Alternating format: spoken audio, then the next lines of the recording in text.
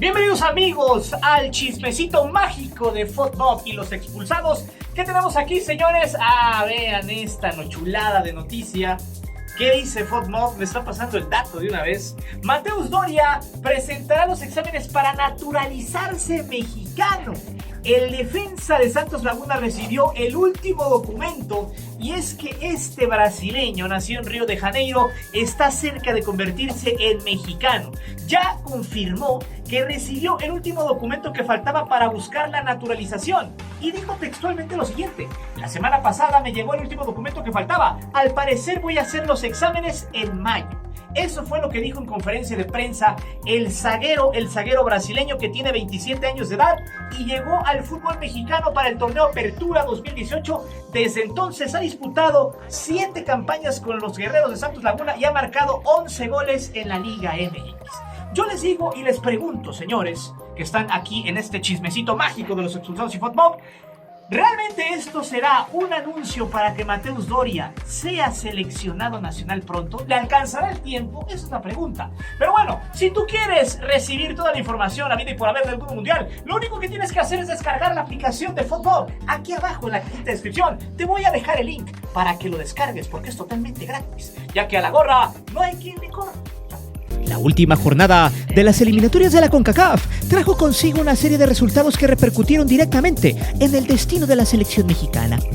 En los momentos posteriores al sorteo fue cuando se entendió a la perfección lo valiosa que fue la derrota de Estados Unidos contra Costa Rica y la suerte que tuvo el combinado azteca para quedar acomodado en un grupo más accesible, entre comillas.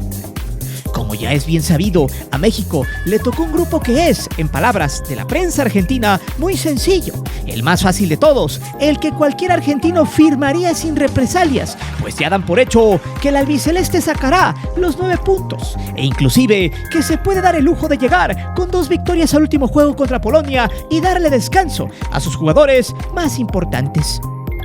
La forma en la que fue percibido el resultado del sorteo por los argentinos tuvo fuerte impacto en redes sociales.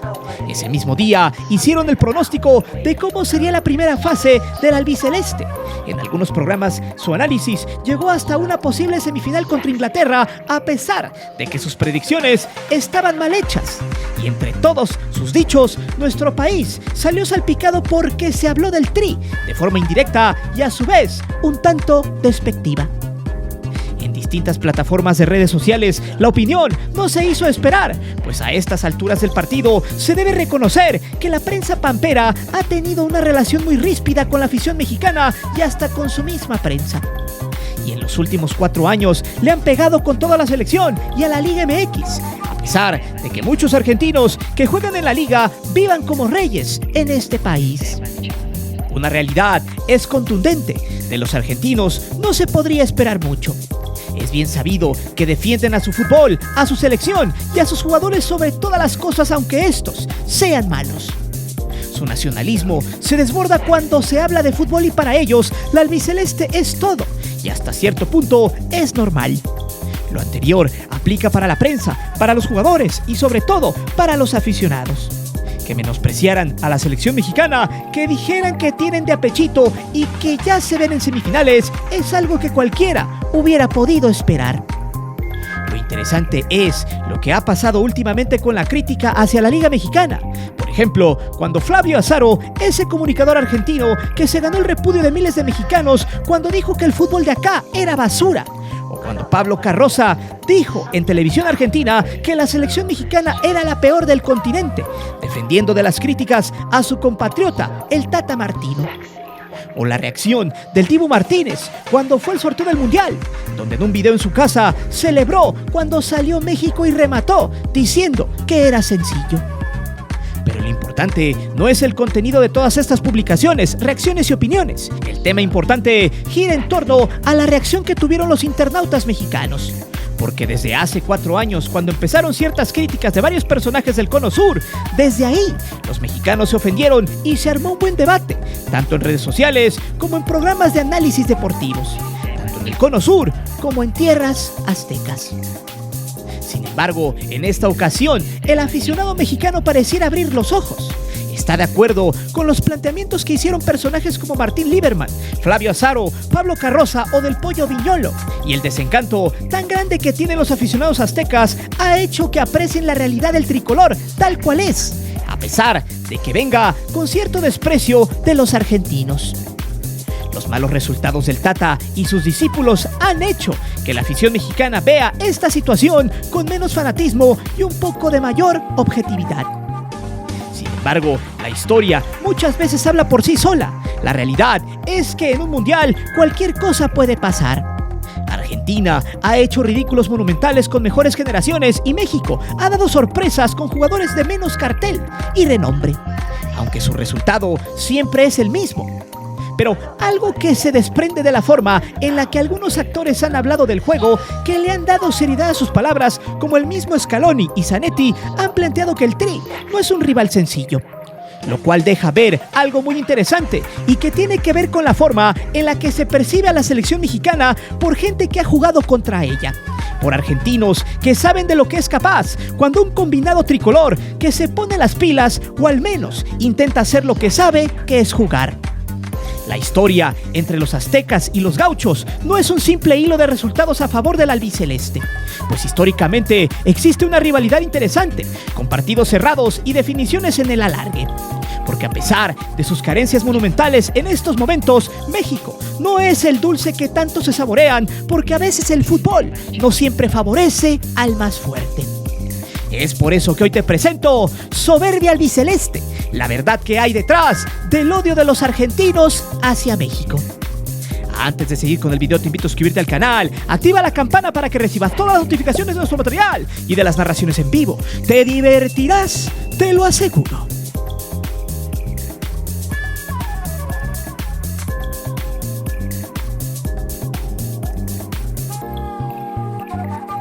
Una de las maravillas de las redes sociales es que algo publicado en un país puede alcanzar a los internautas en otro punto del continente en cuestión de minutos y un par de clics.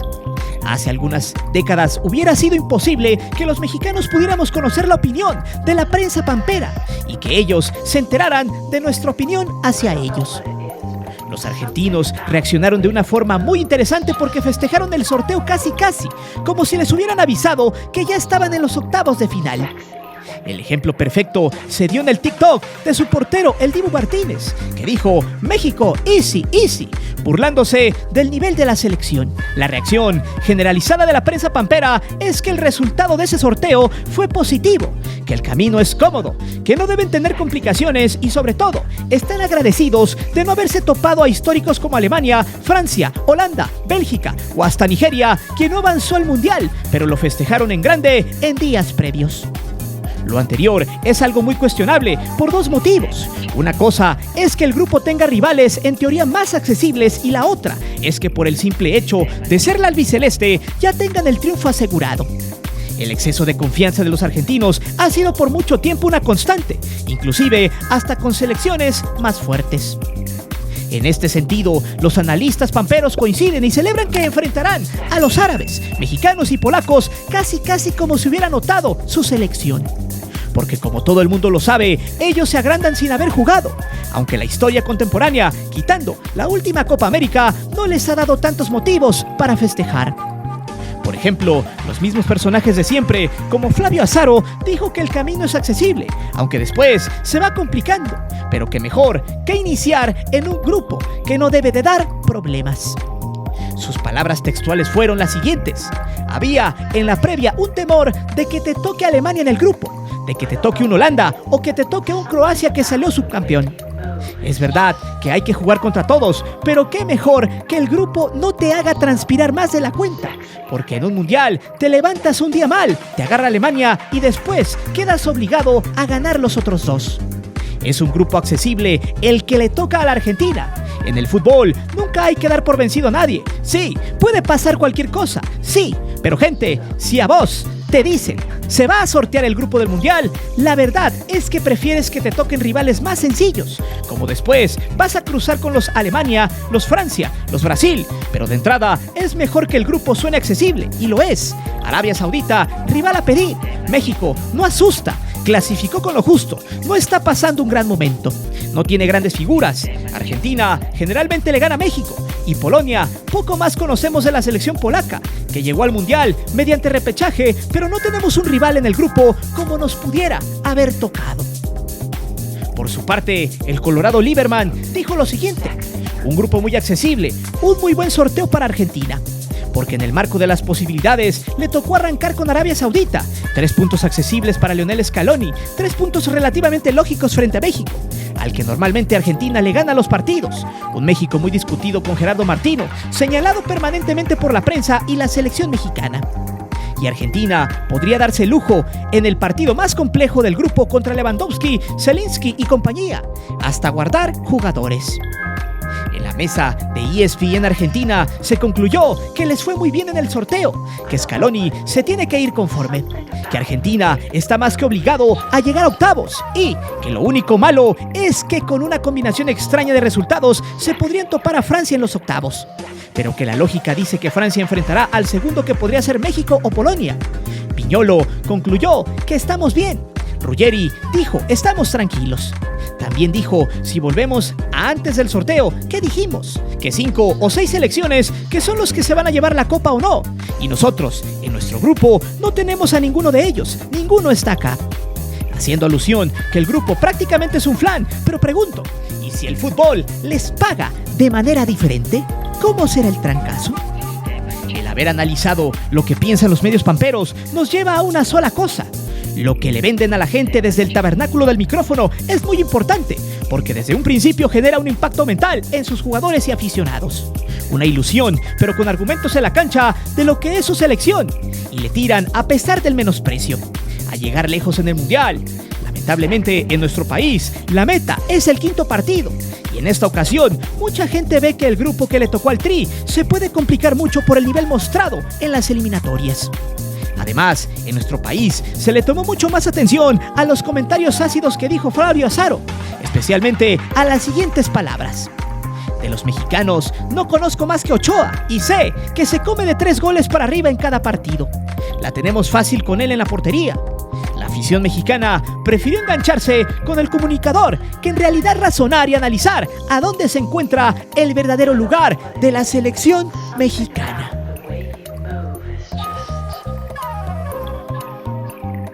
Para muchos mexicanos duele, pero desgraciadamente la mayor parte de sus dichos son dados con argumentos, aunque la mofa esté de más y cale. Las declaraciones, los comentarios y análisis de la prensa argentina tuvieron una recepción extraña, interesante y sobre todo muy lógica en la afición mexicana. Porque si las palabras sobre Ochoa y el sentir generalizado sobre los mexicanos se hubieran dicho en años anteriores, los seguidores del tricolor se le hubieran ido a la yugular a Flavio Azaro y lo hubieran despedazado como perros rabiosos. Porque este periodista está formando una relación ríspida con el público mexicano desde ya hace algún tiempo. Hace algunos años, la afición mexicana saltó a defender el patriotismo, la idiosincrasia y el orgullo nacional cuando Flavio Azaro salió a criticar de una forma muy cruda a la Liga MX. A mediados del 2017 dijo que el fútbol mexicano era una miércoles, una cajeteada, algo inmirable, no marcan, no defienden, no saben nada en la cancha. Prácticamente dio a entender de una forma muy explícita que la liga era una porquería. En 2018, la afición azteca lo fue a trolear cuando la albiceleste quedó eliminada de Rusia. A lo que el periodista respondió: veo muchos mexicanos que visitan mis redes sociales y me cargan por la derrota argentina, que es un desastre en nuestra selección, impresentable, pero su liga sigue siendo una liga de miércoles. El fútbol mexicano sigue siendo un fútbol de miércoles. No hay que dudarlo ni siquiera un minuto. Al comunicador le dolió y aceptó que su escuadra nacional hizo el ridículo, pero no mintió al recalcar que la Liga Mexicana seguía siendo una basura. Y a principios de este 2022 volvió a las andadas, criticó de forma muy ácida el error que tuvo Gudiño frente al Pachuca en un juego liguero, en aquel osote que lo acompañará a lo largo de su carrera al meta de Chivas. El periodista del Cono Sur señaló lo siguiente: la carita del arquero es como que se ríe, no se preocupan, como que están todo el tiempo actuando que quieren ser algo que no son. No son calientes, no son apasionados, son graciosos con el fútbol. Se ríe. Si esto pasa en el fútbol argentino, el arquero se pega la cabeza contra el palo. Pero acá, el arquero de Chivas se ríe. Y segundos después, se fue contra los números del Pachuca, diciendo textual lo siguiente: ¿por qué se ponen el 07 y el 06 en los dorsales? ¿Me lo explican? Yo te juro que no puedo entender. Esas cosas del fútbol mexicano me ponen de cabeza. ¿De dónde salen esas cosas? ¿Por qué generan que todo el tiempo sean el hazmerreír? No hace falta. Es 7, es 6. Pero ojo, porque tal vez al mexicano no le guste que los extranjeros hablen mal de nuestro país, que hagan más notorias todas nuestras carencias, que analicen y se mofen de lo que la prensa palera mexicana siempre ha callado. Sin embargo, las palabras posteriores al sorteo mundialista causaron una sensación muy extraña en la afición mexicana.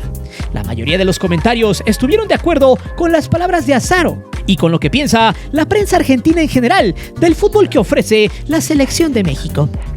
Hoy pareciera que hay más autocrítica. Las respuestas a las palabras del argentino suelen tocar los mismos puntos: que Martino es necio, que no tiene buena relación con los jugadores, que desconoce el fútbol mexicano, que la culpa la tiene la Femex Food con sus prácticas que debilitan el nivel de la Liga MX, que entre jugadores, cuerpo técnico y directivos se le falta el respeto a la selección. Y sobre todo, de lo que más se quejan nuestros paisanos es el lastre en el que se está convirtiendo Paco Memo y muchos otros jugadores al aferrarse y usar todas sus palancas para conservar la titularidad. Sin embargo, también existe una última esperanza. La afición mexicana sabe que los analistas argentinos tienen cierta razón, que somos un rival cómodo, que del bombo 2 era el premio mayor, el postre, el que todos los cabezas de serie querían en su grupo. A pesar de lo anterior, existe un dicho popular que dice: ¿a qué le tiras cuando sueñas, mexicano? Porque el golpe de realidad con el que se ha topado la afición ha sido muy fuerte, porque su todavía selección cerró la eliminatoria con un nivel pobre, mediocre, aburrido, timorato, sin propuestas ni sistema.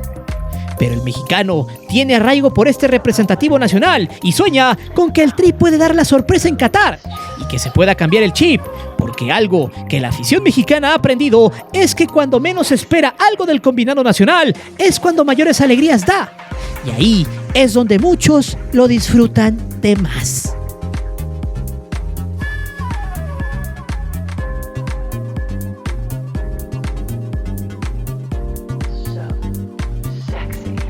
Los seguidores de la Liga MX están acostumbrados a que por varios meses pueden ver fútbol basura, partidos aburridos sin chiste, y cuando acaba la temporada regular y arranca el repechaje, la cosa se pone mejor. Los equipos ya le ponen ganas, el nivel de los partidos levanta y la afición se conforma con una buena liguilla. Esas son situaciones que no deberían de darse y que tienen en la mediocridad el nivel futbolístico de este país. Aún así pareciera que los jugadores van dando migajas de fútbol, sabiendo que al final podrán mostrarse más. Es por esto que la afición sabe que su representativo nacional puede dar la sorpresa, pues la realidad es que México muestra un nivel bajo, paupérrimo, gris en su fútbol. En el octagonal, por el boleto, se vio reflejado, pero ya en la justa mundialista siempre se cambia el chip. Es lo que dice al menos la historia.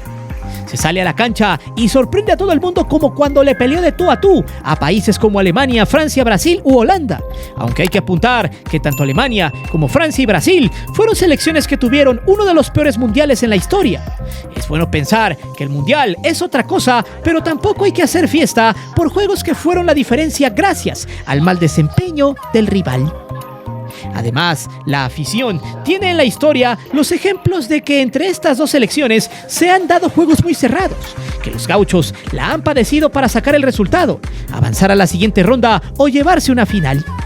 Porque históricamente México no ha sido un flan, y no por nada, gracias a este tipo de juegos cerrados y bravos entre los del Cono Sur y la Verde, existe una interesante rivalidad.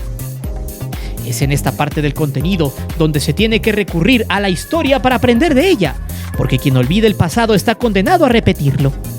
De que el momento actual que vive el Tri es más importante que lo que ha hecho en el pasado, que en la historia no se puede poner la camiseta y entrar de cambio por los lastres que vienen desde Europa y se sienten dueños de la selección. Pero existen dos opiniones argentinas que se tienen que analizar a fondo, porque esconden algo muy importante. El Pupi Zanetti es un histórico de la selección albiceleste. Ha sido uno de los futbolistas que más tiempo ha portado la camiseta de su país y a quien le tocó enfrentar al tricolor en partidos complicados. Él declaró lo siguiente tras el sorteo: no comparto que celebren los argentinos porque creo que México es un rival que hay que respetar, como todos los rivales, y siempre nos complicó a los argentinos. Es un grupo equilibrado, pero tengo confianza en que Argentina pueda salir adelante. Ojalá que sea Argentina y México los que puedan pasar. Una declaración sensata de alguien que trabajó en una televisora en México. La segunda persona que no echa las campanas al vuelo es el mismo Lionel Scaloni, un tipo que tuvo una carrera modesta pero cumplidora en el fútbol europeo, donde jugó 17 años. Pasó la mayor parte de su tiempo en España. Después probó suerte en Inglaterra, pero no tuvo éxito. Por tal motivo, continuó su carrera por 7 años en la Lazio.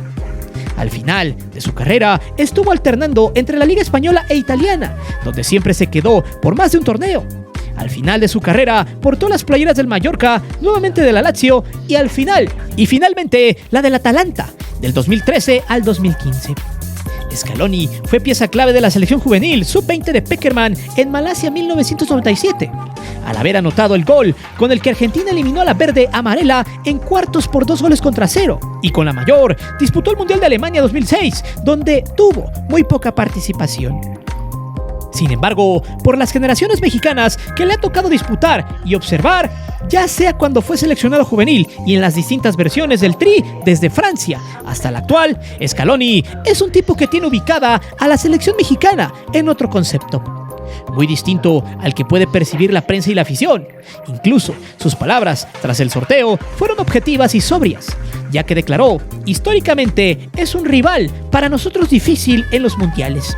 Yo lo sufrí en 2006 como jugador, que nos hicieron un gran partido y lo ganamos en la prórroga con el gol de Maxi Rodríguez. Fue un partido complicadísimo, tiene tradición de mundial y es un rival complicado. A pesar de las palabras del Pupi y de Scaloni, el argentino común es histriónico, prepotente, soberbio, nacionalista y busca cualquier oportunidad para ser superior al del enfrente. En la actualidad, el fútbol es una de las cosas de las que aún pueden pavonearse y sentirse superiores con respecto a otras naciones. Lo que no se han dado cuenta es que a pesar de que la balanza se ha inclinado a su favor, de que la historia los ha proclamado como vencedores en la mayoría de las veces que enfrentaron a México, les duele reconocer que superar al Tri no ha sido cosa fácil y que en repetidas ocasiones les ha costado un huevo y la mitad del otro.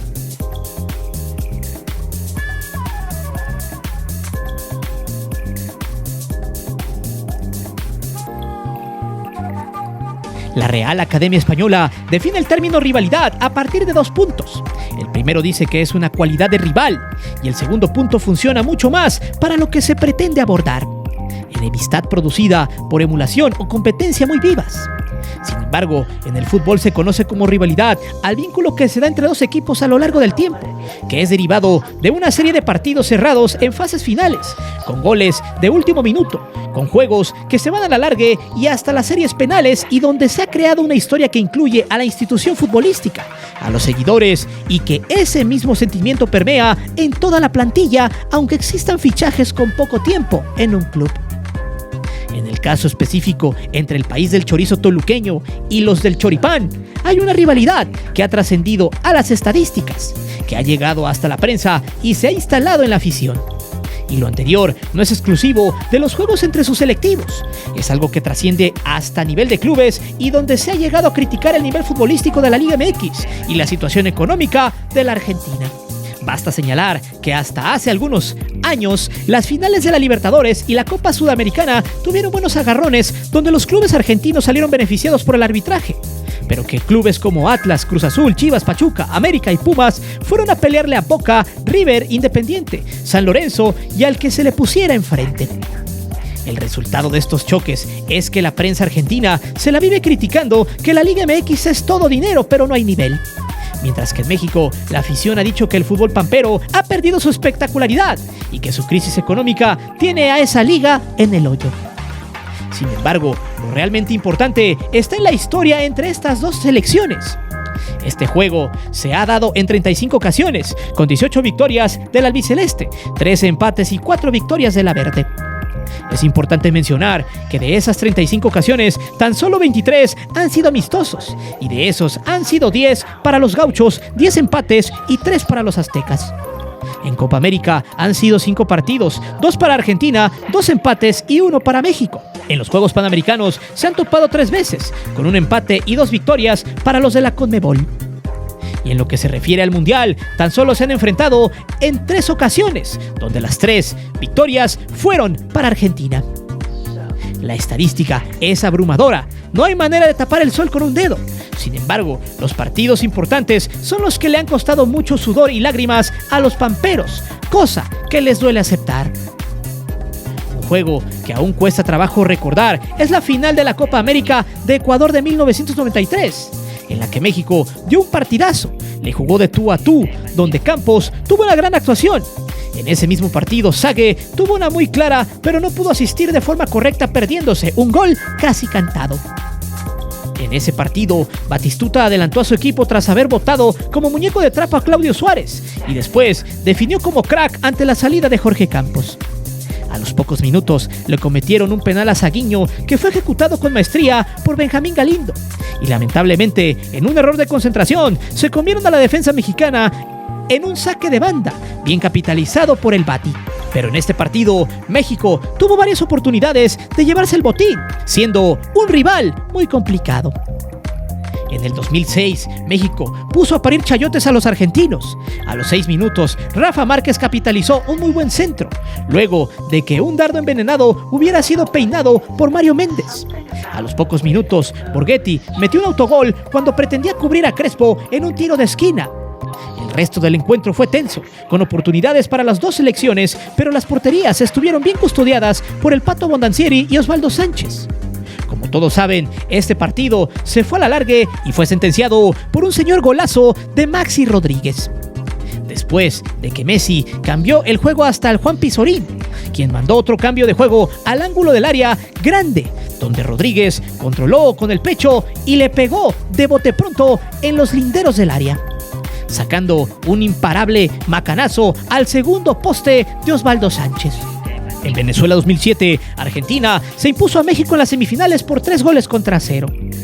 Es importante mencionar que el primer gol albiceleste llegó hasta el minuto 44 y que la jugada más importante había sido un tiro al costado del poste por parte de Andrés Guardado. Pero el encuentro había estado muy disputado hasta el gol de Heinze en una jugada prefabricada donde Riquelme le puso un pase como con la mano. Posteriormente, a los 9 minutos del segundo tiempo, Nery Castillo mandó un balón al larguero que merecía colarse a las redes. Minutos después, Messi se comió a Osvaldo Sánchez con un hermoso globito proveniente de una picadita. Y al minuto 20 del complemento, Riquelme sentenció el juego con un penal a lo Panenka. Cabe mencionar que esta versión argentina traía en la cancha gente como Tevez, Messi, Riquelme, la Bruja Verón, Mascherano, Heinze y el Pato Bondancieri.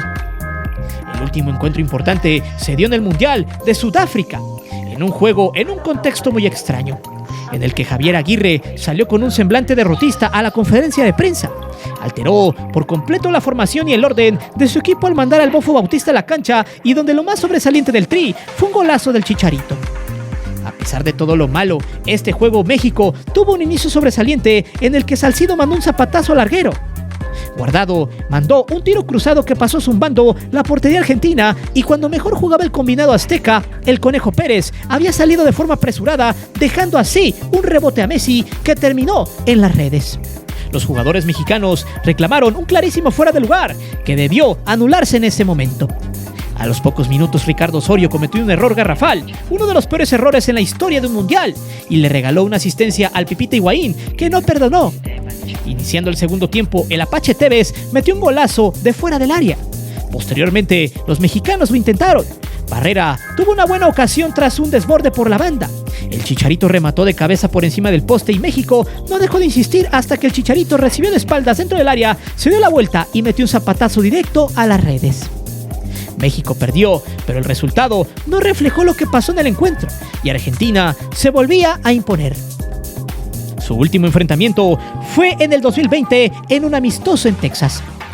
En una penosa exhibición mexicana, Lautaro le metió 3 a Ochoa en el primer tiempo y el partido quedó 4-0 en una de las peores actuaciones del conjunto de Martino en ese año. Pero más allá de las últimas 2 exhibiciones, se puede corroborar por qué Zanetti y Scaloni han mostrado cordura. Y los dos coinciden en que México es un rival de respeto, porque sus jugadores suelen crecerse cuando tienen de rival al albiceleste.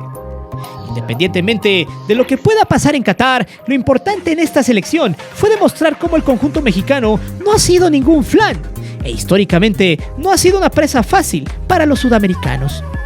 Tanto en los mundiales como en la Copa América, este choque suele ser un partido cerrado, que se define por algún error o genialidad y por lo mismo existen los elementos para que puedan ser considerados parte de una rivalidad en plena construcción, a pesar de que los periodistas argentinos hablen de la triste realidad mexicana de manera despectiva. Pero en el fondo les duela mucho que la liga basura, que ellos llaman, acoja a sus connacionales, muchas veces de poca monta, y sea México siempre un rival complicado en los partidos importantes. Pero dime, ¿crees que el albiceleste le pasará por encima al Tri en Qatar 2022? Y sobre todo, ¿es posible considerar que el México contra Argentina ya es una rivalidad de peso en el mundo? Deja tus respuestas aquí abajo. Recuerda que aquí leemos siempre los comentarios y no olvides de suscribirte al canal y de activar la campana de notificaciones. Mi nombre es Guillermo Antonio.